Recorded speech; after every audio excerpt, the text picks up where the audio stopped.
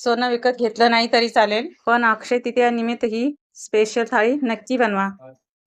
या थाळीमध्ये असणार आहे गोड पुरणपोळी, गरमागरम भात, बटाट्याची भाजी, आमटी, आमरस, दूध, गुळवणी आणि पापड, आणि वरून थोडं दुधामध्ये आणि भातावरती साजूक तूप.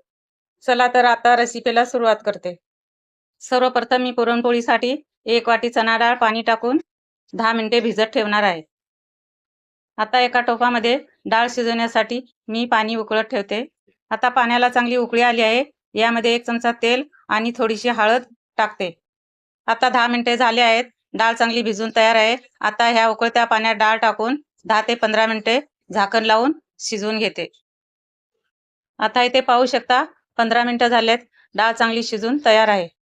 आता एका जाळीमध्ये डाळीमधलं सर्व पाणी काढून घेते. ह्या पाण्याचा वापर आमटी बनवण्यासाठी करणार आहे. ह्या आता शिजवलेल्या डाळीमध्ये 1 वाटी गूळ टाकून घेते. गूळ चांगला डाळीमध्ये मिक्स करून घेते. गॅसवर ठेवून गूळ आणि डाळ परत एकदा शिजवून घेते. आता हे शिजत आहे तोपर्यंत बडीशेप, सुंठ आणि थोडीशी विलायची टाकून वाटून घेते. आता इथे डाळ शिजत आलेली आहे. वाटलेली बडीशेप, सुंठ, विलायची पावडर टाकून घेते. त्याच्यामध्ये थोडंसं जायफळ किसून टाकते. आता हे सर्व व्यवस्थित मिक्स करून घेते. आता इथे पाहू शकता सर्व व्यवस्थित शिजून तयार आहे. आता याचं मी पुरण वाटून घेते. पुरण वाटाच्या जाळीमध्ये टाकून एका ग्लासने हे पुरण वाटून घेते.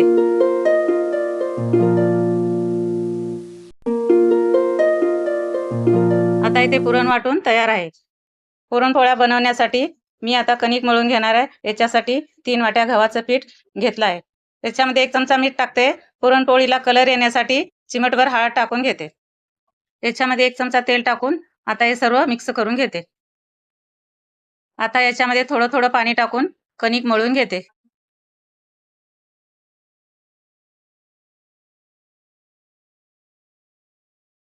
आता इथे बघू शकता पुरणपोळी बनवण्यासाठी लागणारी कणिक मळून तयार आहे.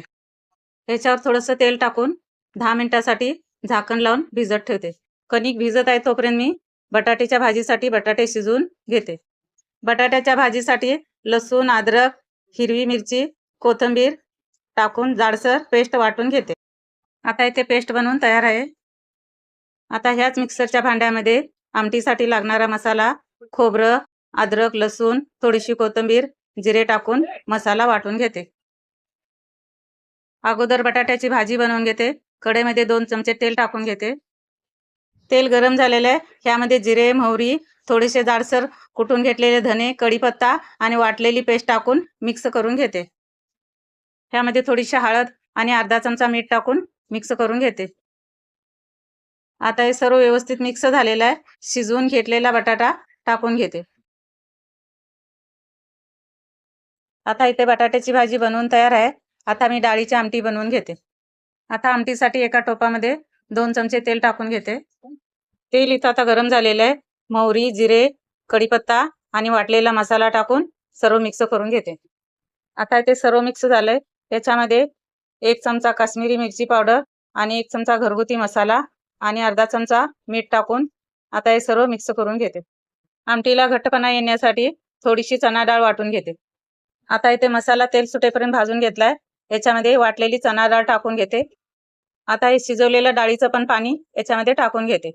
आता इथे व्यवस्थित मिक्स करून त्याला एक उकळी काढून घेते. आता इथे आपली आमटी तयार आहे. आता इथे कुकरमध्ये 1 वाटी तांदूळ टाकून भात शिजवून घेते. आता इथे भात शिजेपर्यंत मी पुरणपोळ्या बनवून घेते. आता इथे कणकेचा गोळा, त्याप्रमाणे आता एक पुरणाचा गोळा घेते. कणकेच्या गोळ्याची अशी वाटी बनवून त्यामध्ये आता पुरण भरून घेते.